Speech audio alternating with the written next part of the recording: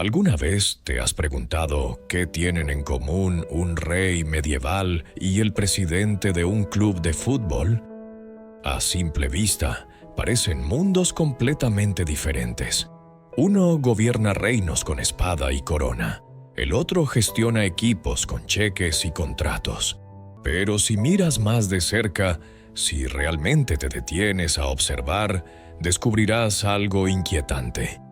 Ambos comparten el mismo peso aplastante del poder absoluto, la misma sed insaciable de victoria y la misma capacidad devastadora de sacrificar todo en nombre de un legado que puede desaparecer en un instante.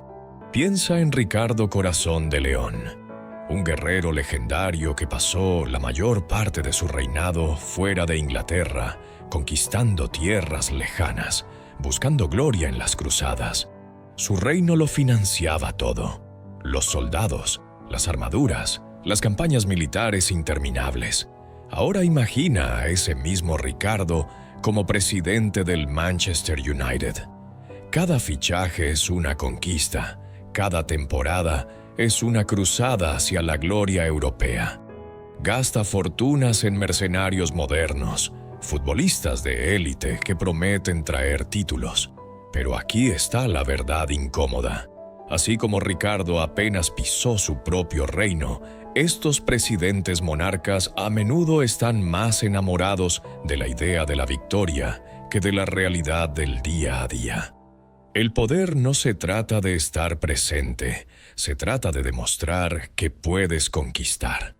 Y antes de continuar, quiero pedirte algo. Si este viaje por la historia y el fútbol te está resonando, si sientes esa conexión entre el pasado y el presente, suscríbete a Historia en Fútbol, porque esto apenas comienza y lo que viene es aún más profundo. Ahora déjame en los comentarios, ¿desde dónde nos estás viendo? ¿Qué equipo defiendes con la misma pasión con la que un súbdito defendía a su rey? Quiero saber quién está del otro lado de esta pantalla. Pero regresemos al trono. Porque el poder medieval y el poder futbolístico comparten algo más oscuro: la obsesión por el control total. Isabel la Católica unificó España con mano de hierro, expulsó a los musulmanes, financió el viaje de Colón y consolidó un imperio que dominaría el mundo durante siglos. Ahora imagínala como presidenta del Real Madrid. Cada decisión es estratégica, calculada, despiadada. No hay espacio para la debilidad. Si un jugador no rinde, se va. Si un entrenador no cumple, se va. La lealtad es condicional y el legado es lo único que importa. Isabel sabía que un reino débil es un reino muerto. Los presidentes modernos saben que un equipo mediocre es un equipo olvidado. Pero aquí está el giro que cambia todo. Los monarcas medievales tenían algo que los presidentes de hoy envidian: tiempo. Un rey podía gobernar durante décadas, construir alianzas generación tras generación, planificar conquistas que tardarían años en materializarse. En el fútbol moderno no tienes ese lujo. Tienes una temporada, tal vez dos, antes de que la presión te devore. Los aficionados no esperan. Los accionistas no esperan. Los medios de comunicación no esperan. Es la misma sed de poder, pero acelerada hasta el punto de la autodestrucción. Así que estos presidentes monarcas viven en una paradoja brutal. Quieren construir dinastías eternas, pero operan en ciclos de 3 meses, donde cada derrota es una revolución en potencia. Y no creas que esto es solo una metáfora poética. Estudios sobre liderazgo organizacional muestran que los líderes que operan con mentalidad de control absoluto, esos que toman todas las decisiones críticas sin delegar, tienen tasas significativamente más altas de agotamiento institucional. Sus organizaciones colapsan no porque fallen en su visión, sino porque la visión misma es insostenible. Los reyes medievales que intentaron controlar cada aspecto de sus reinos terminaron en bancarrota o derrocados. Los presidentes que intentan controlar cada fichaje, cada táctica, cada declaración pública, terminan destruyendo los mismos clubes que intentaban salvar. Piensa en esto como si fuera un partido de 90 minutos donde eres el entrenador, el presidente y el rey al mismo tiempo. Cada minuto que pasa, la presión aumenta. Los rivales te estudian, tus propios jugadores dudan. Los aficionados exigen resultados inmediatos. Y tú, sentado en ese trono moderno que es el palco presidencial, sabes que una sola decisión equivocada puede costar títulos, millones y tu propia cabeza. Es el mismo miedo que sentía un monarca medieval antes de una batalla decisiva. Ganar significa gloria eterna. Perder significa ser borrado de la historia. Entonces, ¿qué significa realmente heredar el banquillo cuando vienes del trono? Significa entender que el poder no es solo tomar decisiones, es vivir con las consecuencias de cada una de ellas. Significa aceptar que puedes tener todo el dinero del mundo, toda la influencia, todos los recursos, y aún así fracasar estrepitosamente si no comprendes que el fútbol, como la guerra medieval, se gana en la trinchera, no en el castillo. Los grandes monarcas lo sabían, los grandes presidentes también. Y aquí está la pregunta que deberías hacerte ahora mismo. Si tuvieras ese poder absoluto, si fueras el presidente monarca de tu club favorito, ¿qué sacrificarías por la gloria? ¿Tu dinero? ¿Tu reputación? ¿Tu humanidad? Porque esa es la realidad del trono. Te da todo, pero te exige absolutamente todo a cambio. Y en este juego, donde reyes se convierten en presidentes y estadios, se convierten en campos de batalla, la única certeza es que el poder siempre cobra su precio. Hay rivalidades que no mueren. Sobreviven generaciones, atraviesan siglos y se reinventan en cada época con la misma intensidad devastadora. La guerra entre Inglaterra y Francia no comenzó en un campo de fútbol. Comenzó en campos de batalla, empapados de sangre durante la Guerra de los 100 años. Eduardo III de Inglaterra reclamaba el trono francés por derecho de sangre, y lo que siguió fueron décadas de batallas, traiciones y un odio que se transmitía de padre a hijo como si fuera un gen. Ahora imagina esa misma guerra, pero en vez de espadas tienes botines, en vez de castillos tienes estadios, y en vez de soldados tienes 11 guerreros que representan el orgullo de naciones enteras. Cuando el Manchester United enfrenta al Paris Saint-Germain, no es solo un partido de Champions League. Es la continuación de una guerra que nunca terminó realmente. Eduardo III, ahora presidente del United, observa desde el palco con la misma frialdad calculadora con la que planificaba sus campañas militares. Cada jugador es un peón en un tablero de ajedrez gigante. Cada táctica es una estrategia de guerra. Del otro lado, Felipe VI de Francia, al mando del PSG, responde con la arrogancia de quien sabe que su reino siempre ha sido más rico, más sofisticado, más culturalmente dominante. Es el mismo conflicto, la misma necesidad primitiva de demostrar superioridad. Solo que ahora la batalla dura 90 minutos y el mundo entero está mirando. Pero hay algo más profundo aquí, algo que va más allá del simple enfrentamiento deportivo. Estas rivalidades históricas funcionan porque tocan una fibra emocional ancestral. Los seres humanos estamos programados para la lealtad tribal. Neurológicamente, cuando vemos a nuestro equipo enfrentar a su rival histórico, nuestro cerebro activa las mismas regiones que se encendían cuando nuestros antepasados defendían su territorio de invasores. El sistema límbico se ilumina, la adrenalina fluye, y de repente no estás viendo un partido de fútbol. Estás viviendo una guerra donde la derrota significa humillación total y la victoria significa redención ancestral. Los monarcas medievales entendían esto perfectamente. Sabían que las guerras no se peleaban solo por tierras, se peleaban por algo mucho más peligroso: el orgullo. Ahora trasladémonos a la península ibérica. La rivalidad entre Castilla y Aragón definió la historia de España durante siglos. Dos reinos poderosos, dos culturas distintas, dos formas de ver el mundo chocando constantemente hasta que Isabel de Castilla y Fernando de Aragón unificaron la corona. Pero esa unificación nunca borró la rivalidad subyacente, solo la transformó. Hoy, Isabel como presidenta del Real Madrid y Fernando al frente del Barcelona representan esa misma tensión histórica. Cada clásico es un recordatorio de que algunas heridas nunca sanan completamente, solo aprenden a sangrar de forma más civilizada. El Camp Nou y el Santiago Bernabéu son los nuevos campos de batalla donde se decide quién tiene derecho a reclamar la supremacía española. Y aquí está el giro que cambia todo. Estas rivalidades no destruyen el fútbol, lo alimentan.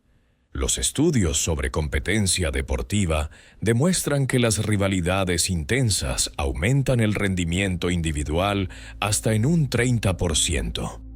Los jugadores corren más rápido, saltan más alto, luchan más duro cuando saben que están representando algo más grande que ellos mismos.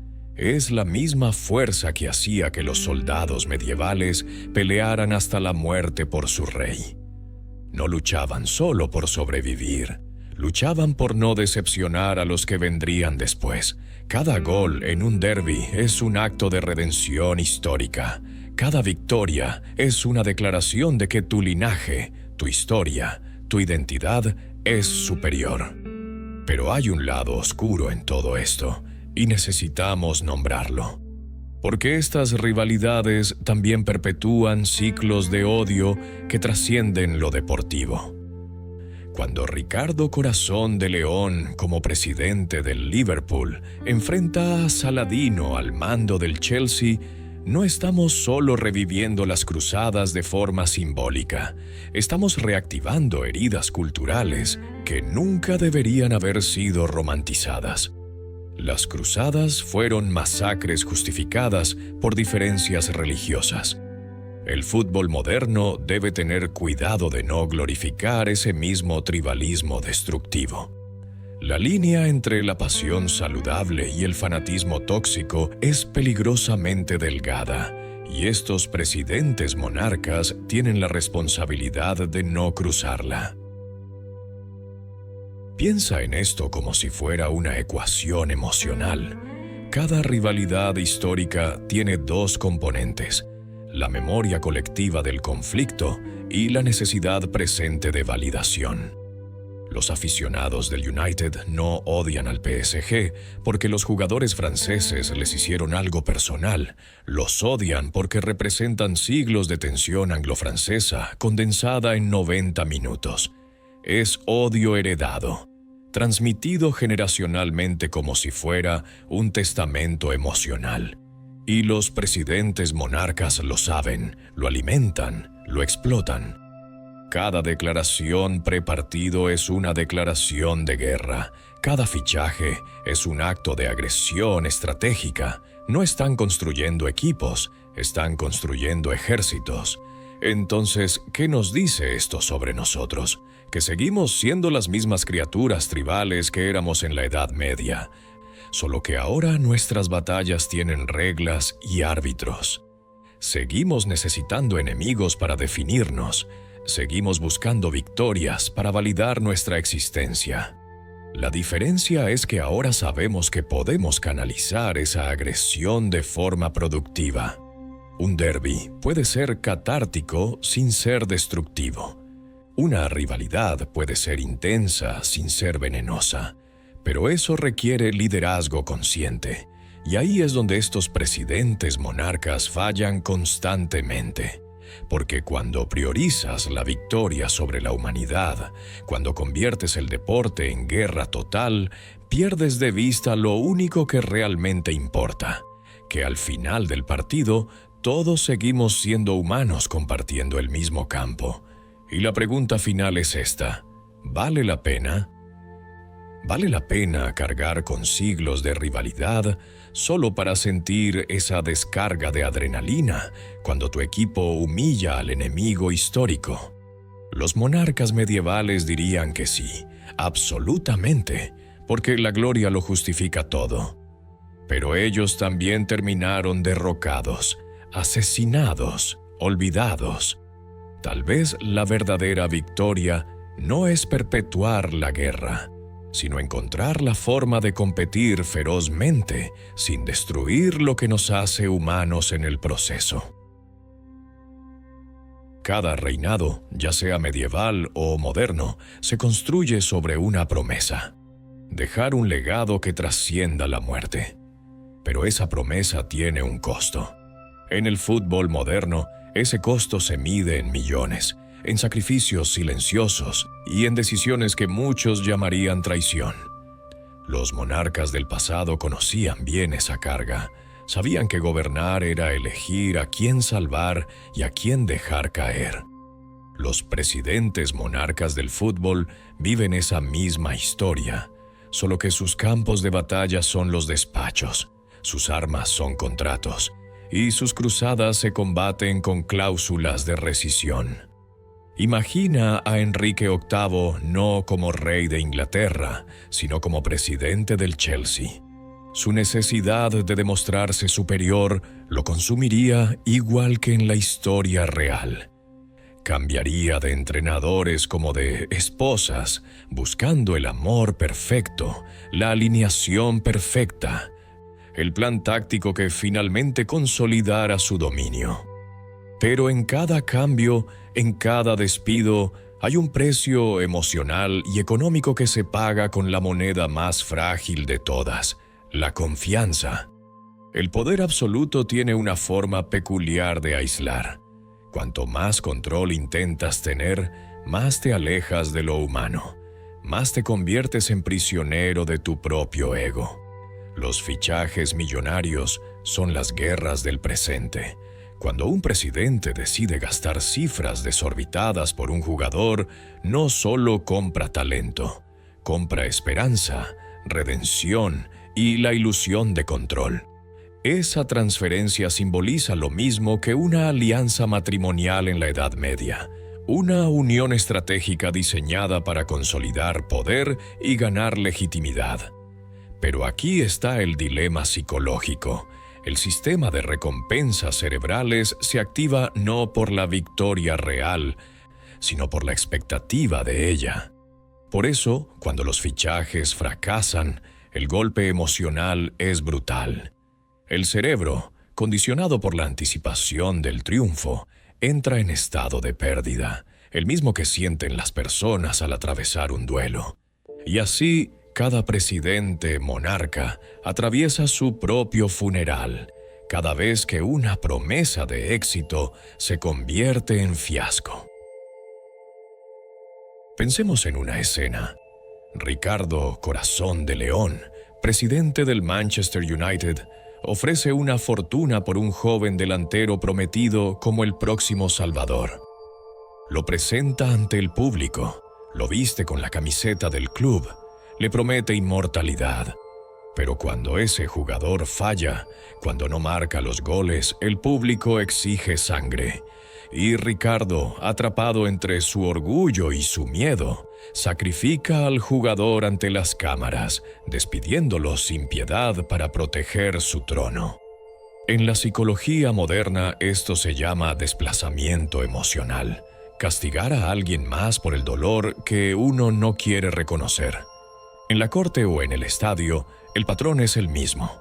El poder, cuando se mezcla con la inseguridad, siempre busca una víctima.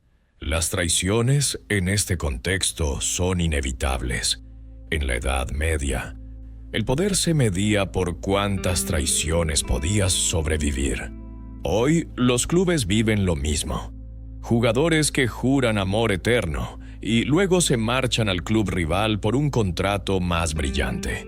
Entrenadores que prometen proyectos a largo plazo y abandonan al equipo en plena temporada. No es maldad, es supervivencia. En psicología, esto tiene un nombre: disonancia cognitiva. La mente humana buscará siempre justificar la traición como necesidad. Lo hice por mi carrera. Fue una oportunidad única.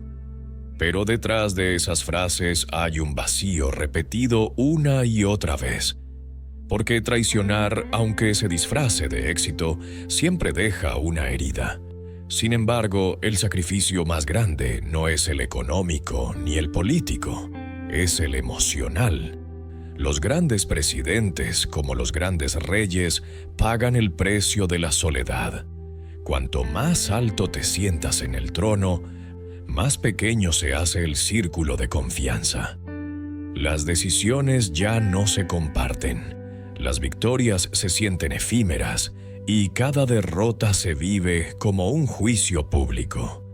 En términos psicológicos, este fenómeno se asocia con el aislamiento por hiperresponsabilidad. El individuo que se percibe como el salvador de una institución desarrolla un locus de control interno tan rígido que termina asumiendo culpas que no le corresponden. Y eso, con el tiempo, destruye. Ahora detente un segundo y piensa en lo que te impulsa. ¿No te pasa que a veces te sientes obligado a demostrar algo a todos, incluso cuando el costo es altísimo? Es esa necesidad casi visceral de justificar tu lugar en el mundo, la misma que consume a los grandes poderosos del fútbol. Te vendes la idea de que el sacrificio vale la pena, que sufrir es noble, que el precio del éxito es el dolor. Pero aquí está la paradoja. Cuanto más justificas el sacrificio, más adicto te vuelves a él. El cerebro, atrapado en un ciclo de autoexigencia, empieza a asociar el sufrimiento con el valor. Así es como nacen los imperios autodestructivos. El mercado de fichajes se convierte entonces en una metáfora de la condición humana. Compramos cosas, personas, promesas, como si eso pudiera llenar el vacío interno. Los presidentes monarcas hacen lo mismo, pero con presupuestos infinitos.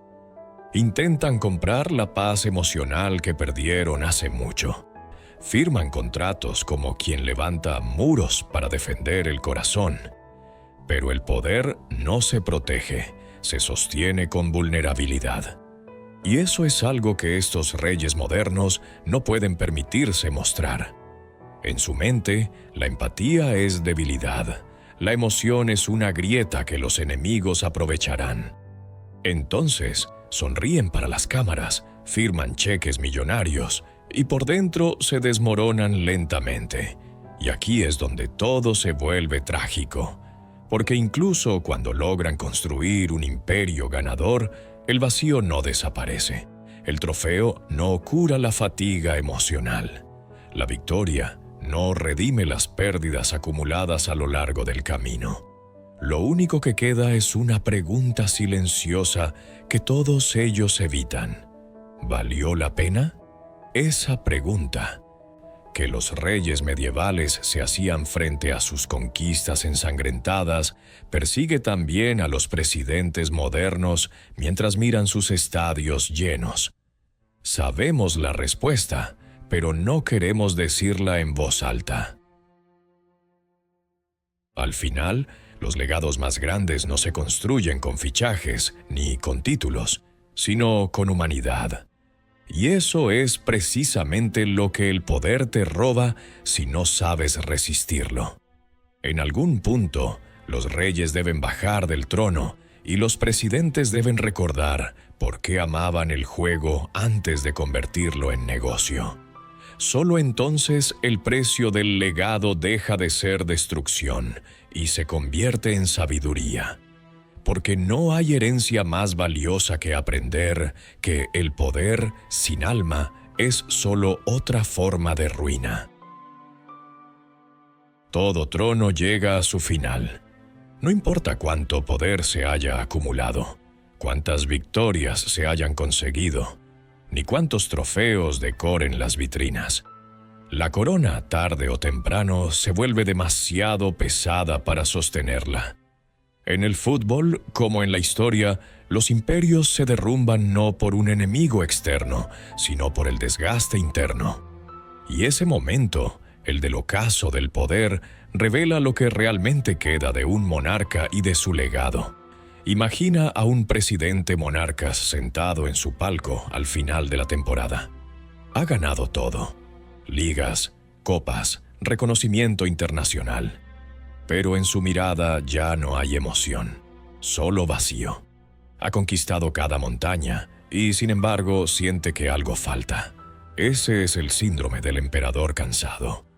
El mismo que aquejaba a los viejos reyes cuando comprendían que sus castillos no podían protegerlos del paso del tiempo. La victoria absoluta no trae paz, trae silencio. Y en ese silencio, muchos escuchan por primera vez el eco de lo que sacrificaron para llegar hasta allí. Los monarcas medievales lo conocían bien. En los últimos días de su reinado, algunos se encerraban en monasterios, tratando de redimirse de las guerras que habían provocado. En el fútbol moderno, algunos presidentes se retiran del ojo público, intentan dejar el legado en manos más jóvenes, pretenden descansar. Pero la verdad es que el poder no se abandona con facilidad. Se queda adherido a la piel, como una segunda armadura que nunca termina de soltarse. El cerebro, acostumbrado al vértigo del control, entra en abstinencia cuando desaparece la tensión. Es un fenómeno conocido en psicología como síndrome de separación del rol. Cuando el poder era tu identidad, perderlo equivale a perderte a ti mismo.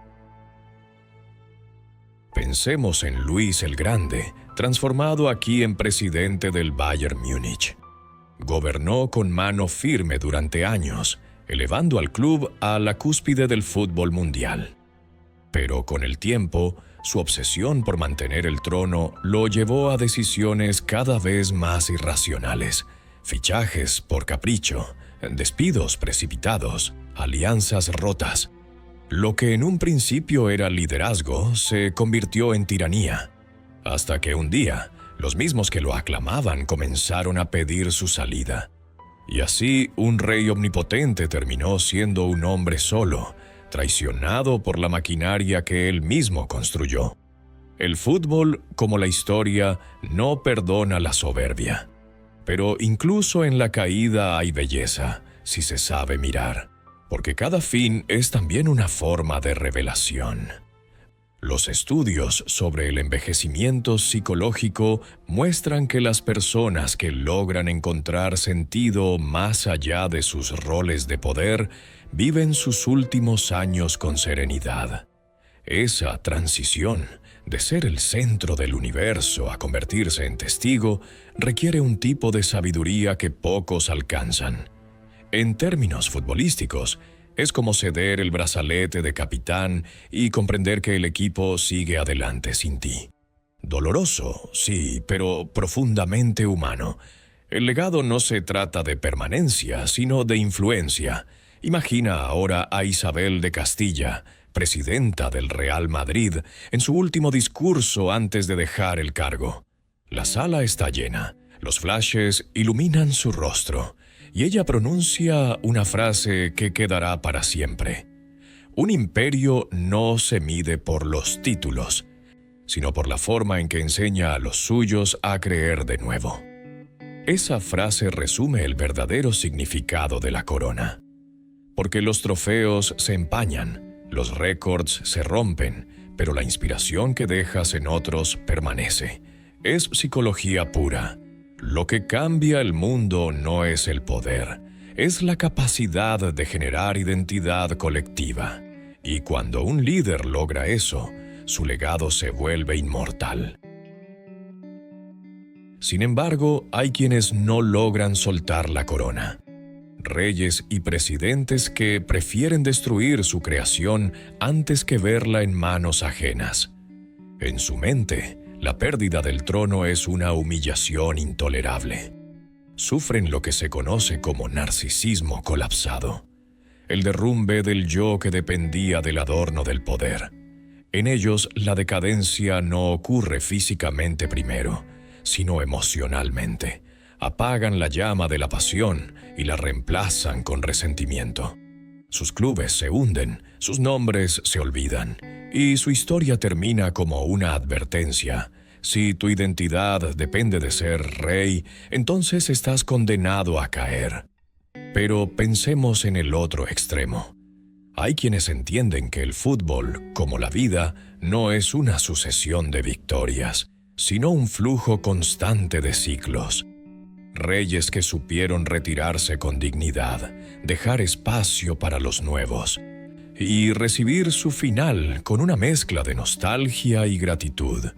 Su legado se mantiene no porque dominaron, sino porque inspiraron.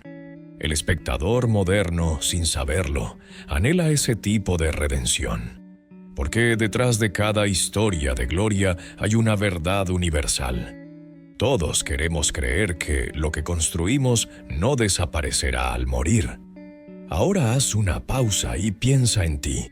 Tal vez no lleves corona ni dirijas un equipo, pero seguro conoces esa sensación de haberlo dado todo y preguntarte si fue suficiente.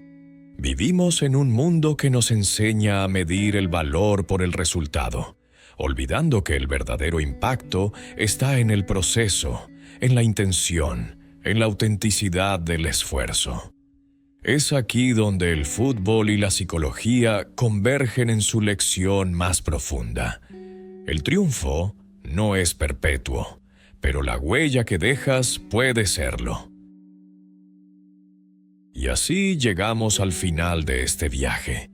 A lo largo de los siglos, los reyes se transformaron en presidentes, las batallas en partidos, los tronos en palcos presidenciales. Pero el alma del poder no ha cambiado. Sigue siendo un escenario donde se revela lo mejor y lo peor del ser humano. Lo que diferencia a los verdaderos líderes es su conciencia de esa fragilidad, su capacidad para gobernarse a sí mismos antes de gobernar a otros. Porque al final, solo quien entiende que el poder es efímero, logra trascenderlo. Si has llegado hasta aquí, recuerda esto. El legado más poderoso no es el que brilla en vitrinas, sino el que ilumina la conciencia de quienes te suceden. Suscríbete a Historia en Fútbol y sigue explorando estos universos donde el pasado y el presente se funden, porque en el fondo todos llevamos una corona invisible. Y la forma en que la llevamos define el tipo de legado que dejaremos atrás.